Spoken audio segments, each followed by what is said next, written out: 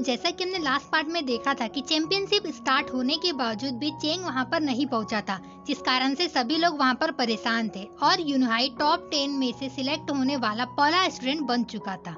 लेकिन साउथ सी master headmaster से Cheng के यहाँ नहीं आने का कारण पूछते हैं, जिस पर हेडमास्टर उन सबको टेंशन नहीं लेने का कहते हैं। अब आगे तो इस एपिसोड की स्टार्टिंग में हम देखते हैं कि पीछे से किसी की आवाज आती है कि हर कोई लंबे समय से मेरा इंतजार कर रहा है क्या, और हम देखते हैं कि वो कोई और नहीं चेंग होता है जो किंगयू के साथ यहाँ पर तेजी से आ रहा होता है, जिसे देखकर हेडमास्टर के फेस में बड़ी सी स्माइल आ जाती है। साथ ही साथ सियाओ और वो लड़की भी खुश हो जाती है। चेंग को देख किंगो की पलटन का एक लड़का कहता है तो ये चेंग है, मुझे तो ये कोई साधारण सा लड़का ही लग रहा है, जिस पर यूनहाई आगे आते हुए कहता है कि हाँ शायद जो कुछ भी किंगो ने कहा वो गलत हो सकता है कि उन्हें कोई गलतफहमी हो गई हो। वहीं वो लड़की कहती है कि मैंने इस लड़की को 6 साल से नहीं देखा था, ये तो अब काफी बड़ा हो चुका है। वहीं चेंग भी अब अपनी शॉट को छोड़कर हवा में चलने वाला होता है। उसे ऐसा करते देख हेडमास्टर कहते हैं कि लगता है ये हवा में चलने वाला है। उसे ऐसा करते देख किंगो की पलटन का एक लड़का कहता है ये ऐसा करके गिर के मरना चाहता है क्या, इसे इतनी भी जल्दी क्या है, हमारा वेट कर लेता, ये काम तो हम खुद ही कर लेते। जिस पर यूनहाई कहता है आकाश में चलने के लिए कम से कम गोल्डन कोर पीरियड की आवश्यकता होती है। इसे देखकर लगता तो नहीं कि ये उस स्टेज पर पहुंच गया होगा, क्योंकि इतनी जल्दी वहां तक पहुंचना इम्पॉसिबल है। अब हम देखते हैं कि चेंग जैसे जैसे अपने कदम बढ़ाता है, ग्रीन लोटस उसके पैरों के नीचे आ जाते हैं और उसके लिए रास्ता बनाने लगते हैं। ये देखकर उन दोनों बंदे के होश उड़ जाते हैं और कहते हैं पैरों के नीचे कमल, ये चेंग तो स्टेप बाय स्टेप लोटस को ग्रो करते जा रहा है, ये तो बिल्कुल भी कूड़े की तरह नहीं है, अब इससे लड़ते हुए मुझे सावधान रहना होगा। किंगो ने तो कहा था कि ये बिल्कुल भी नालायक है और कमजोर है, एकदम ट्रेस जैसे हैं। वहीं वो लड़की भी ये देखकर खुश होती है और कहती है वाह ये पर्सन तो ऐसे में कितना अच्छा दिख रहा है। वहीं इस चीज से सबसे ज्यादा खुशी हेडमास्टर को होती है, क्योंकि उन्हें चेंग से बहुत उम्मीद है। उन्हें पूरा भरोसा है कि चेंग इस कंपटीशन को जरूर जीतेगा, और उसे ऐसा हवा में चलते हुए देखकर तो उनका कॉन्फिडेंस और भी बढ़ गया। हेडमास्टर को इतना खुश देखकर ग्रीन ड्रेस वाले मास्टर कहते हैं कि आखिर आप कौन सी बात पर इतने खुश हैं? आपको देखकर तो ऐसा लग रहा है कि आप बिना कंपटीशन के ही चेंग को विनर अनाउंस कर देंगे। इस पर हेडमास्टर हंसते हुए कहते हैं कि नहीं ऐसी बात नहीं है। वहीं किंगो चेंग को देखकर बहुत ज्यादा गुस्सा होता है और सोचता है जितनी तुम्हारी तारीफ हो रही है ना, देख लेना मैं तुम्हें हराकर तुम्हारी उतनी ही बेइज्जती करवाऊंगा और इस कंपटीशन को तो मैं ही जीतूंगा। जिसके बाद चेंग नीचे आकर सभी मास्टर्स को ग्रीट करते हुए अपने आप को इंट्रोड्यूस कराता है। जिसके साथ ही हेडमास्टर उससे कहते हैं कि कंपटीशन का सेकंड राउंड शुरू होने वाला है, तुमने आने में इतनी देर क्यों कर दी? फर्स्ट राउंड तो ऑलरेडी खत्म भी हो चुका है, अगर तुम और थोड़ी देर से आते तो तुम्हें इस शॉर्ट फेरी चैंपियनशिप बैटल से ही डिस्क्वालीफाई कर दिया जाता। खैर कोई बात नहीं, तुम सही टाइम पर आ गए हो। जिसके बाद चेंग हेडमास्टर से माफी मांगते हुए कहता है कि सॉरी मास्टर, मैंने आने में देरी कर दी। मैं जानता हूँ कि अपने टीचर्स को वेट करवाना एक अच्छे डिसाइबल की खासियत नहीं होती है, इसलिए मैं आप सभी से पूरे दिल से माफी मांगना चाहता हूँ। प्लीज आप सब मुझे माफ कर दे। अब ये सुनकर ग्रीन ड्रेस वाले मास्टर कहते हैं कि अच्छा बच्चे, तुमने माफी मांग ली और तुम्हें अपनी गलती का एहसास है, और यही बहुत बड़ी बात है। जाओ, हमने तुम्हें माफ किया। फिर वो कहते हैं कि हमें मिले काफी वक्त बीत गया है, तो क्या तुम मुझे अब भी जानते हो? जिस पर चेंग कहता है मैं आपको कैसे भूल सकता हूँ, आप ग्रैंडपा बेली हो। ये सुनकर मास्टर बेली हंसते हुए कहते हैं कि मुझे अच्छा लगा कि मैं तुम्हें अब भी याद हूँ। मुझ बूढ़े को याद रखने के लिए तुम्हारा शुक्रिया बच्चे। चलो, मेरा हर समय तुम्हें प्यार करना और याद करना बेकार नहीं गया। जिस पर चेंग कहता है कि आप हमेशा से मेरे दिल में है।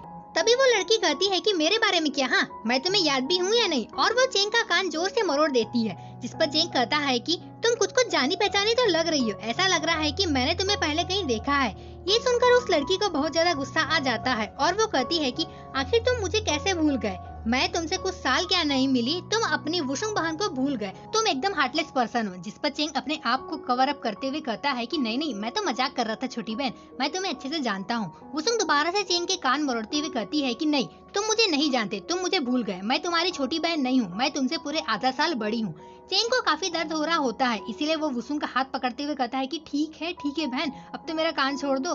तभी वहाँ सियाओ भी आ जाती है और फिर चेंग भी उसके पास जाता है और कहता है तुम्हारे लिए एक गुड न्यूज है, तुम्हारा भाई अब 9th लेवल पर पहुंच चुका है। मैं इन समय बहुत ज्यादा मेहनत कर रहा हूँ, मुझे पूरा भरोसा है कि मैं इस कंपटीशन को जीत लूंगा। ये सुनकर सियाओ काफी ज्यादा खुश हो जाती है और वही मास्टर यूंग का चीफ डिसाइबल भी चेंग के पास जाकर कहता है कि बहुत अच्छा, तुम तो काफी तेजी से आगे बढ़ रहे हो। इसके बाद हेडमास्टर आगे आकर चेंग को सारे रूल्स बताते हैं कि यहाँ किस प्रकार से फाइट की जाएगी और किन द डिसाइबल को सिलेक्ट किया जाएगा। वो ये भी बताते हैं कि इस चैंपियनशिप बैटल में किसी भी प्रकार का मैजिकल वेपन यूज नहीं कर सकते। अगर जिस किसी ने भी ऐसा किया उसे इस कंपटीशन से बाहर निकाल दिया जाएगा।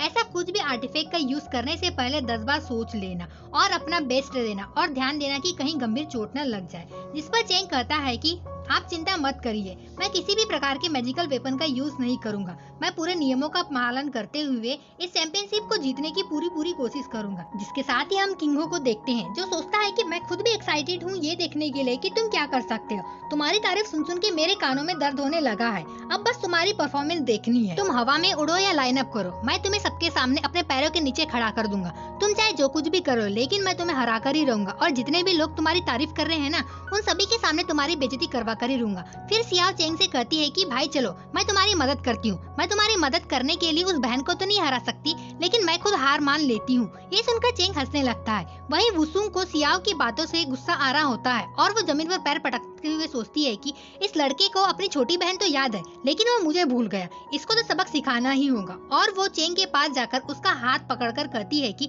अगर ये तुम्हारी मदद कर सकती है तो मैं भी तुम्हारी मदद करूंगी। दोनों लड़कियों की आंखों ही आंखों में कोल्ड वॉर शुरू हो जाती है। दोनों ही एक दूसरे को चेंग के लिए सबसे ज्यादा जरूरी साबित करना चाहते हैं। तभी मास्टर सांगुन कहते हैं कि चैंपियनशिप का अगला राउंड कुछ ही देर में शुरू होने वाला है, लेकिन उससे पहले अगर आप सभी अपने अपने मास्टर से आपस में बात करना चाहते हैं तो वो कर सकते हैं, क्योंकि एक बारी जब ये कंपटीशन स्टार्ट हो गया तो फिर बीच में तुम्हें बात करने का कोई भी अवसर नहीं मिलेगा। इसलिए तुम्हें जो कुछ भी पूछना है अभी जाकर पूछ लो। जिसके साथ ही सभी डिसाइबल अपने अपने साथी और मास्टर्स के पास जाकर बातें करने लगते हैं। वहीं चेंग देखता है कि किंगो अपने एक साथी और यूनहाई के साथ आपस में कुछ बातें कर रहे होते हैं। उसे उन सभी पर डाउट हो जाता है कि ये लोग कुछ न कुछ तो गड़बड़ करेंगे और मेरे लिए प्रॉब्लम क्रिएट करेंगे। और चेंग मास्टर साओ की तरफ देखता है जो बड़ी क्रीपी सी स्माइल दे रहे होते हैं। चेंग समझ जाता है कि उसे केयरफुल रहना होगा। तभी वहाँ सियाओ आकर चेंग को बेस्ट विशेष देती है और कहती है मैं तुम्हारे लिए प्रे करूंगी तुम ये चैंपियनशिप जीत जाओ। जिसके साथ ही चेंग कहता है कि इतना चिंता करने की कोई जरूरत नहीं है, तुम्हें पता है ना तुम्हारा भाई कितना ब्रेव है। तुम इत्मीनान रखो, मैं तुम्हारा भरोसा नहीं तोड़ूंगा। उनको बात करते हुए वुसुंग भी देख रही होती है और चिढ़ रही होती है। जिसके बाद मास्टर सांगकुन अनाउंस करते हैं कि नेक्स्ट राउंड शुरू किया जाए और इसी के साथ हमारा एपिसोड यहीं पे एंड होता है। So keep watching, stay connected. मिलते हैं नेक्स्ट वीडियो में, तब तक के लिए बाय बाय।